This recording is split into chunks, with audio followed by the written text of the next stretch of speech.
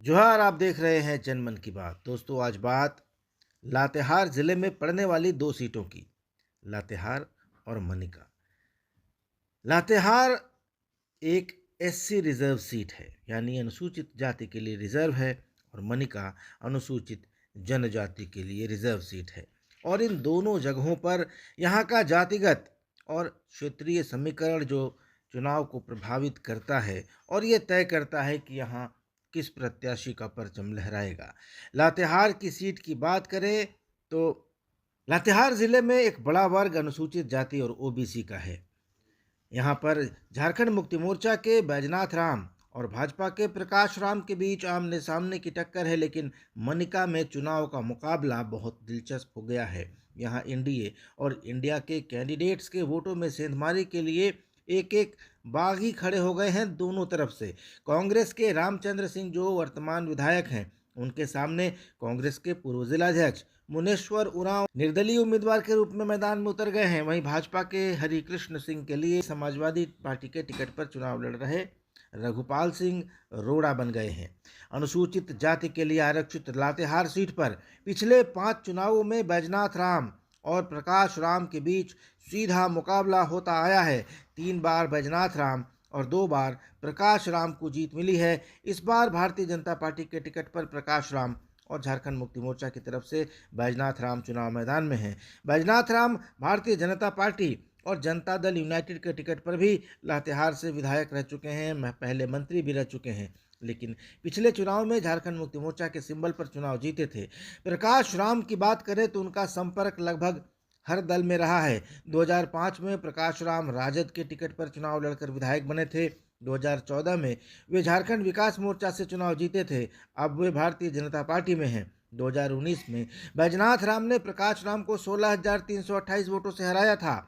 लातेहार का एक इतिहास काफ़ी दिलचस्प है। यहाँ से लगातार 2 बार चुनाव जीतने का रिकॉर्ड सिर्फ एक ही प्रत्याशी के नाम पर दर्ज है, और उनका नाम है हरिदर्शन राम। हरिदर्शन ने कांग्रेस के टिकट पर 1980 और 1985 के चुनाव में लातेहार से जीत दर्ज की थी। लातेहार का समीकरण समझने के लिए पिछले दिनों हम पलामू की यात्रा पर थे। वहाँ चंदवा में हमें मिले भारतीय जनता पार्टी के पूर्व जिलाध्यक्ष अमित शाहदेव, और उनसे हमने बात की। उन्होंने लातेहार का जो समीकरण समझाया वो इस वीडियो में देख लीजिए। लातेहार विधानसभा में 3,07,000 मतदाता है। कास्ट समीकरण में यहाँ पे 35% है उसका आदिवासी जी। आदिवासी में भी 2 प्रारूप है। एक जो भुगता अभी करंटली मतलब बीजेपी के दरमियान में उन लोगों ने आदिवासी का अथी लिया है, शेड्यूल ट्राइब शेड्यूल कास्ट के पद, तो उनकी संख्या अच्छी खासी है। मतलब जैसे 17,000 समथिंग यहाँ पे उरांव और मुंडा 2 जनजाति है, लेकिन अब ये सम्मिलित हो गए उसमें, तो इनकी संख्या लगभग 35% ओवरऑल की जो 35% के आसपास है। लगभग समझ लीजिए कि 1,07,8 हज़ार के आसपास उनकी संख्या है जी। और अभी कोई ईंट भट्ठा चल नहीं रहा, सभी लोग मोटा मोटी यहीं पे हैं, और जनरली वो वोट परसेंटेज वो बढ़े। इवन अगर वो 70% के आसपास वोटिंग उसका हुआ तो उसके होने से थोड़ा बीजेपी को नुकसान हो सकता है। अच्छा। क्योंकि आदिवासियों का रुझान भारतीय जनता पार्टी की ओर फिलहाल नहीं। मुद्दों की बात है तो विकास की बात होती है। दूसरा नक्सली इफेक्ट है, जो बहुत हद तक बीजेपी की सरकार रहते हुए कम हुई, लेकिन फिर जेडीयू की सरकार आने के बाद बढ़ गई, तो शांति सभी लोग खुश थे। एशिया का सबसे बड़ा कोल माइंस यहाँ पे है। प्राइवेटाइजेशन में 3 कोल माइंस हो गए। एक चकला होना है जो चालू होना है, एक आपका बनहरदी है वो चालू होना है, और एक चालू है तुवेत। और सभी जगहों का प्रॉब्लम है रिहेबिटेशन, कि भाई यहाँ से हमारा जो जमीन लिया गया ये स्थापन का, और जिस तरह से मतलब वहाँ से खनिजों का उत्खनन हो रहा, और जो सुविधाएं मिलनी चाहिए वो सुविधाएं गौर है, उसके लिए कोई नेता यहाँ है नहीं। रघुवर दास ने विकास किया, उसके बाद यहाँ पर किसी तरह का कोई विकास नहीं हो पाया, ये स्पष्ट है। बाकी मैया योजना बप्पा योजना जो करते रहिए वो होता रहेगा, लोगों को मुफ्त का लाभ मिलता रहेगा, लेकिन डेवलपमेंट के नाम पे ये सरकार जेएमबी सरकार। दोस्तों, अगर मजबूत पक्षों की बात करें तो चुनाव से पहले और मंत्री बनने से क्षेत्र में प्रभाव बढ़ा है, जहाँ तक बैजनाथ राम की बात है। और जीत के लिए वे जातीय समीकरणों को भी साध रहे हैं, लेकिन उनका कमज़ोर पक्ष है एंटी इनकम्बेंसी। हालांकि उनको मंत्री बनने हुए ज़्यादा दिन नहीं हुए हैं, लेकिन एंटी इनकम्बेंसी का खतरा और सरकार के खिलाफ एक जो धारा रहती है उसका नुकसान उनको हो सकता है। जहां तक प्रकाश राम की बात है तो उनका जो मजबूत पहलू बताया जा रहा है वो यह है कि आजसू के साथ भाजपा का गठबंधन उनको फ़ायदा पहुंचा सकता है।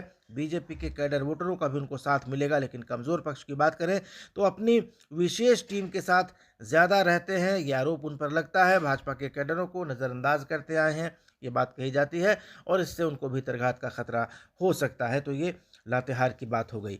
दोस्तों, बात है मनिका की सीट पर कांग्रेस के रामचंद्र सिंह का मजबूत पक्ष लोगों के बीच लगातार बने रहना है। मेहनत से उन्होंने राजनीति में अपनी पहचान बनाई है, लेकिन कमज़ोर पक्ष की बात करें तो कांग्रेस के जिलाध्यक्ष का प्रतिद्वंदी बनकर उनके सामने खड़ा हो जाना उनके लिए खतरा बन सकता है। और भाजपा के हरि कृष्ण सिंह की बात करें तो इनका मजबूत पक्ष है भाजपा और आजसू पार्टी का ज़मीनी स्तर पर नेटवर्क। हरे कृष्ण लगातार 2 बार 2009 और 2014 में बीजेपी के विधायक रह चुके हैं। 2019 में उनका टिकट काट दिया गया था और बीजेपी ये सीट लूज कर गई थी।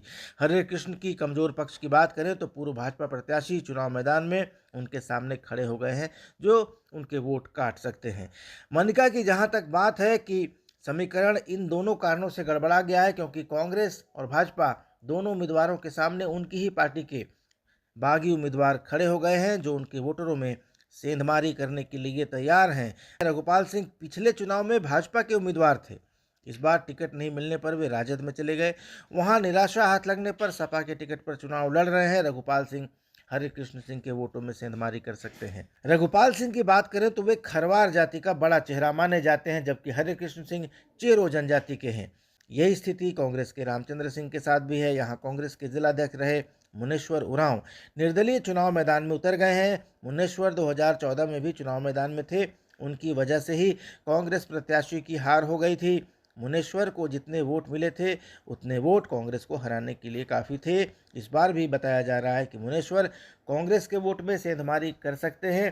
तो अब ये देखना होगा कि रघुपाल सिंह और मुनेश्वर कितने वोट लाएंगे और अपने अपने जिन दलों से निकल कर आए हैं उनको कितना नुकसान पहुंचाएंगे और अंतिम स्थिति क्या रहेगी। लेकिन अब ये देखना दिलचस्प होगा कि मतदाताओं का रुझान या मतदाताओं का फैसला किसके पक्ष में आता है। दोस्तों, ये वीडियो अच्छा लगा हो तो इसको ज़्यादा से ज़्यादा लाइक और शेयर कीजिए।